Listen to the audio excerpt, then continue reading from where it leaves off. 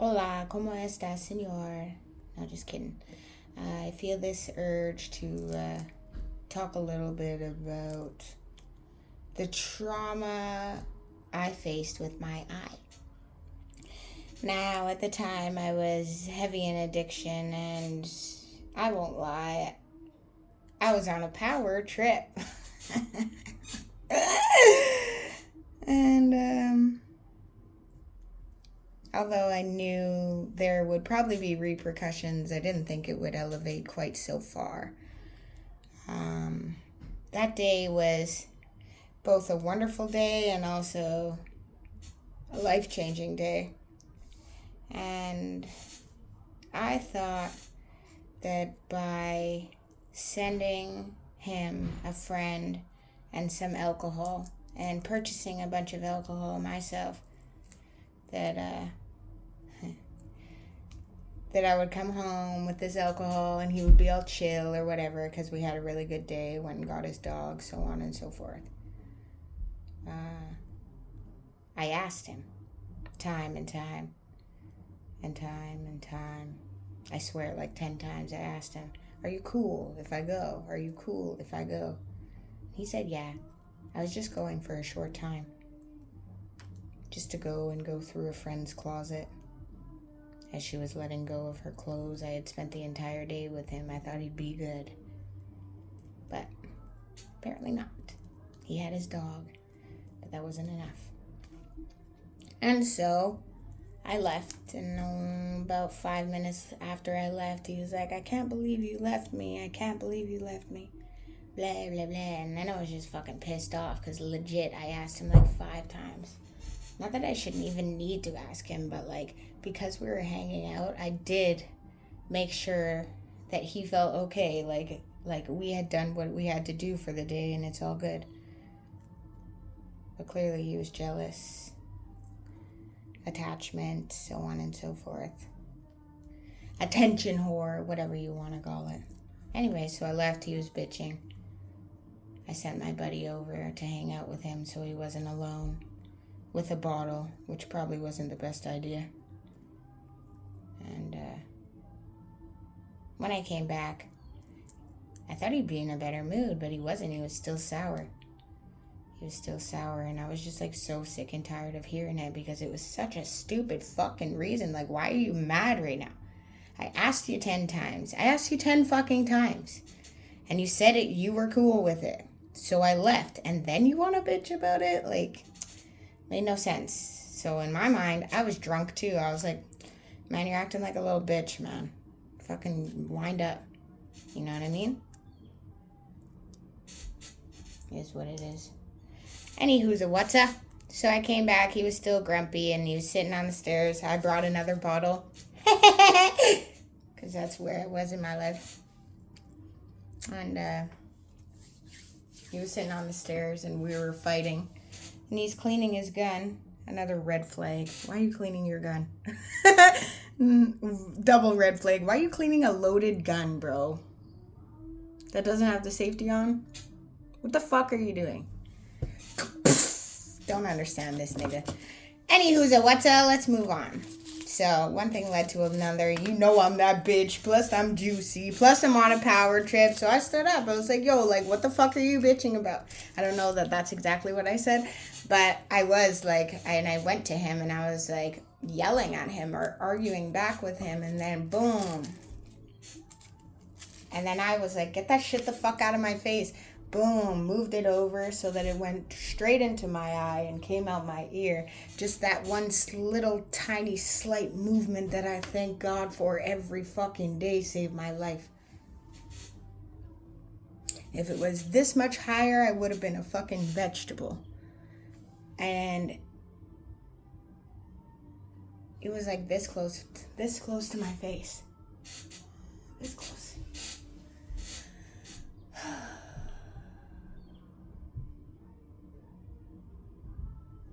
Within a matter of moments, I hit the ground, holding my eye, and automatically what I remember saying is, how could you do that? I'm never gonna see again. How could you do that?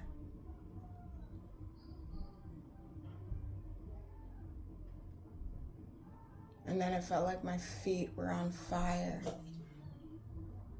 Must have hit some sort of nerve, because my feet were on fire. I didn't even feel it in my face at all. My feet were on fire.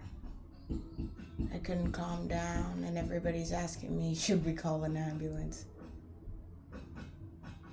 Because at the time, I was not the type to go to the hospital. I didn't want shit to do with the police. Didn't want shit to do with doctors. Did not want to go to the hospital. And so I stopped. In the middle of my yelling and my screaming and my feet burning, I stopped and I had a brief thought. How can I stop this without going to the hospital? And then I thought, no, I gotta go. I'm gonna die. And so I said, get the guns, get the drugs out of here. And then call the ambulance.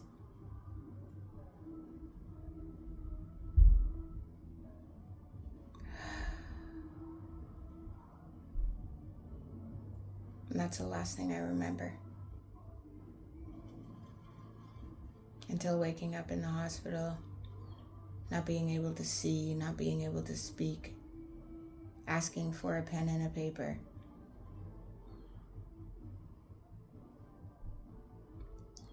And automatically my first thought was, is everybody okay? And where's the dog?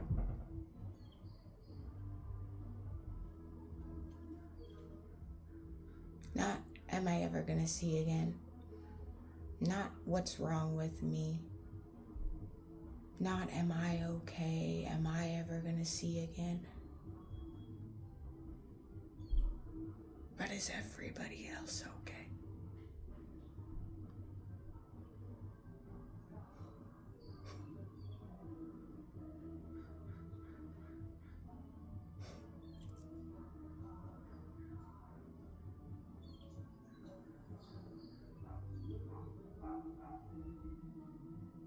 And then I decided that it was an accident.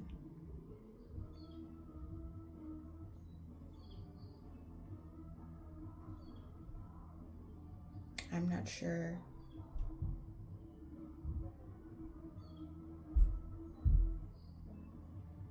why I decided to take the blame or the heat on myself, even after I could have been charged with attempted murder.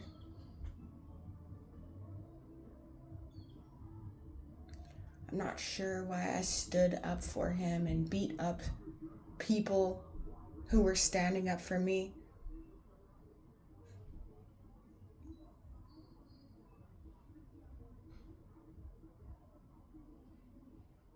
I'm not sure why I said I tried to commit suicide.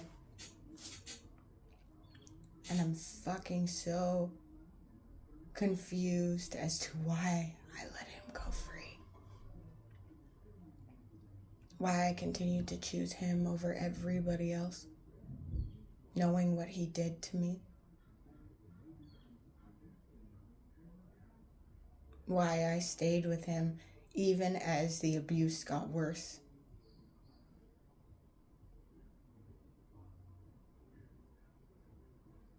Why I chose to forgive him before forgiving myself.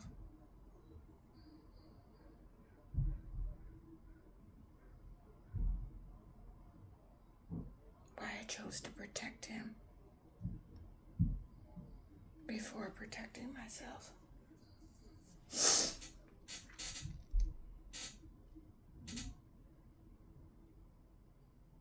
I don't know. Maybe I was afraid. Afraid of what he would do. Or maybe it was so instilled in my mind that you don't talk to police.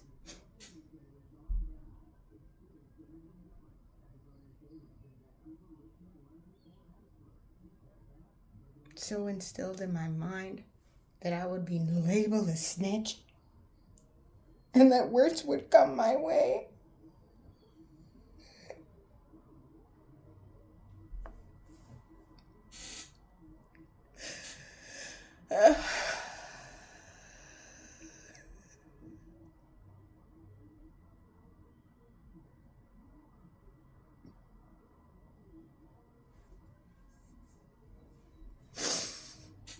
I'm definitely a miracle. That's what I know today.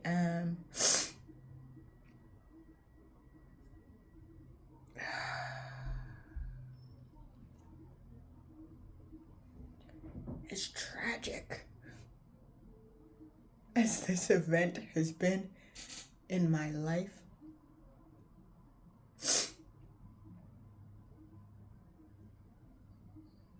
I wouldn't have it any other way. And I say that simply because my life is forever changed. Before this event happened, I was so attached to this physical tool that I had forgotten a spirit even existed in me.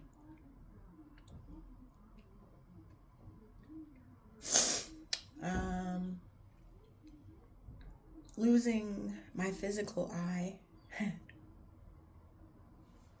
actually brought a spiritual sense to my life. And I don't know how long it would have taken me to find this awakening in a different way, in a gentler way. Sometimes life has to get fucking drastic to bring you to desperation, brokenness, in order for you to want something to change. Because you know that humanly side of us will fucking push through just to test our limits or ignore everything that shows up to tell us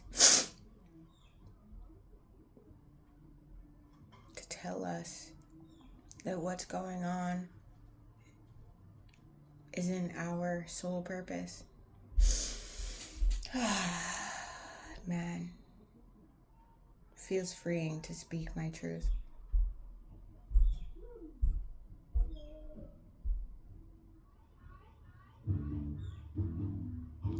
Hello, neighbor.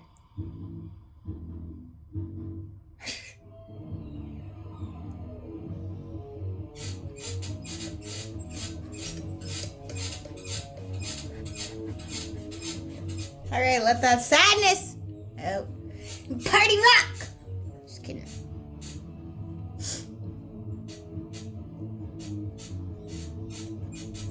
Seems like a good way to segue an ending.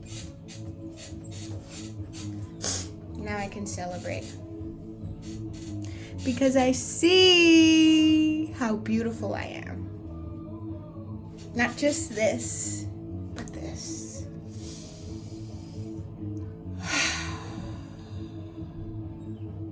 This heart, this soul, this mind,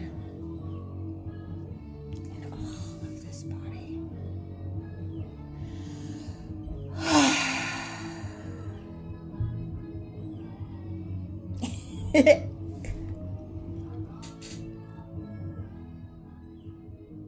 I'm grateful, even for that.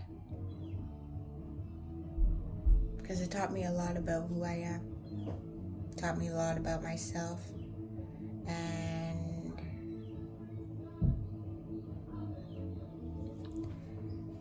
taught me a lot about how nothing can keep me down. Something that keeps coming up for me this month of June, the 6th month, halfway through the year, a month of reflection. Something that keeps coming up to me is like, who the fuck goes through everything I have been through in my past, in my childhood, in my teenhood, in my young adulthood, in my nowhood, in my addiction. Who goes through all those near-death experiences, the cruelty of the world, the down and the dumps? Who goes through that and comes out on the other side caring and loving and kind and fucking bright and radiant?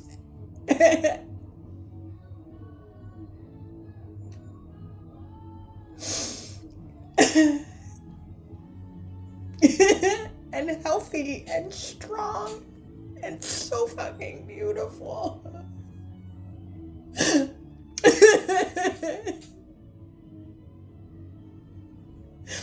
It's such a gift to be alive.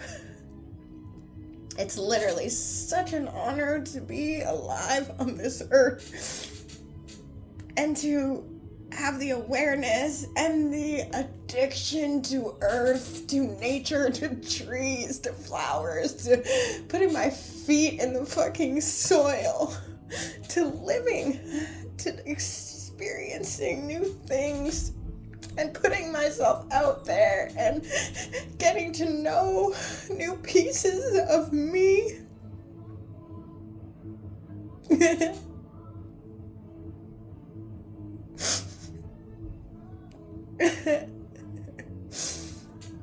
I realize that the treasure I've always been searching for, the attention, the quality time, the love, the patience, the compassion that I've always been searching for outside of myself, which has left me lonely and scarred and broken, was always here.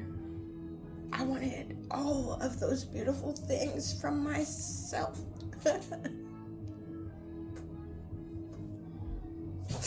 And now that I know that, and I take space with myself.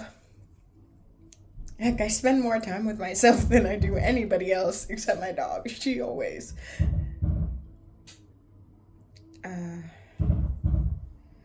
Now that I have this space, this time, this awareness, this attention flipped and focused back in on me, now I really feel free.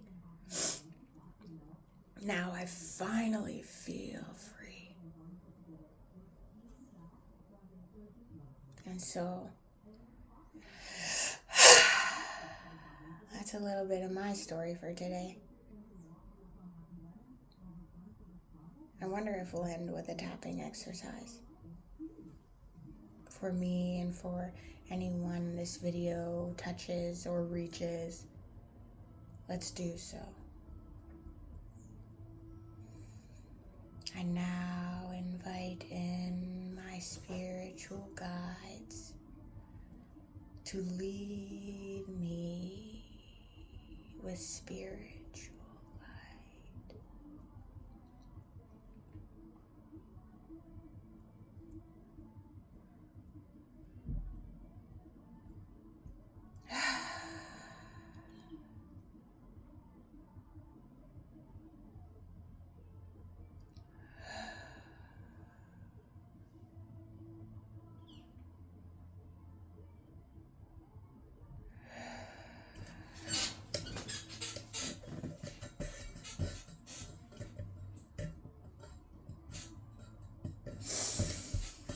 Even though sometimes trauma can be perceived as brokenness,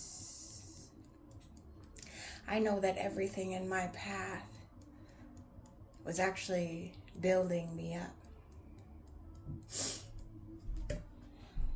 I accept myself in all ways.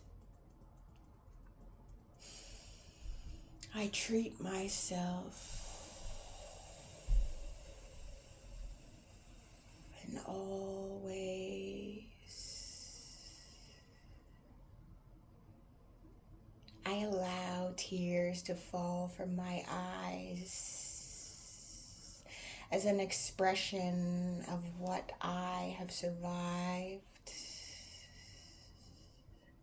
I stand tall in this version of me. And every version I continue to be, I recognize the strengths, the capabilities, the beautiful pieces of me. I sing, whether people like it or not, because it feeds my soul. Because it feeds my soul. I take the very best, most nurturing, mothering care of me.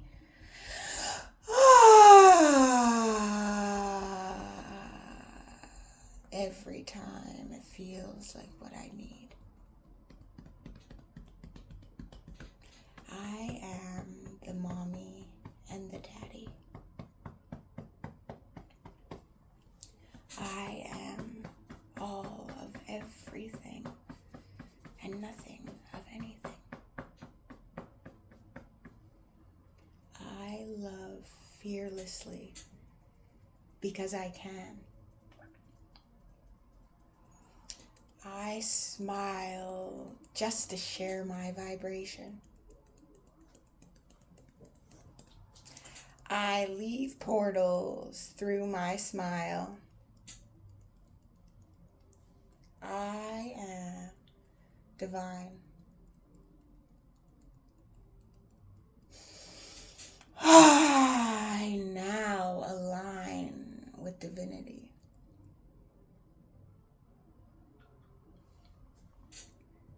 When I see versions of me, I share this loving timeline. I have seen so many versions of me,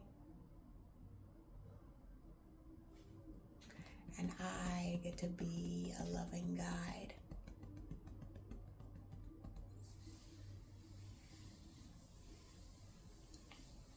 My heart is pure, and I feel that now.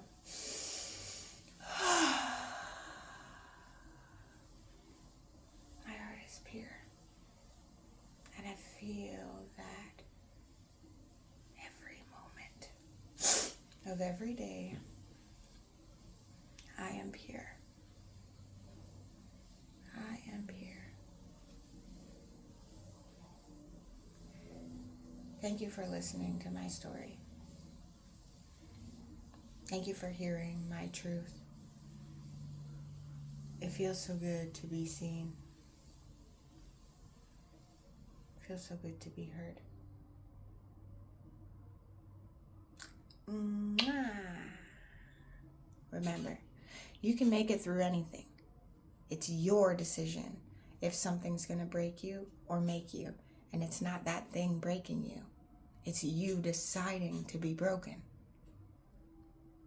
So what will you choose? What's your next choice?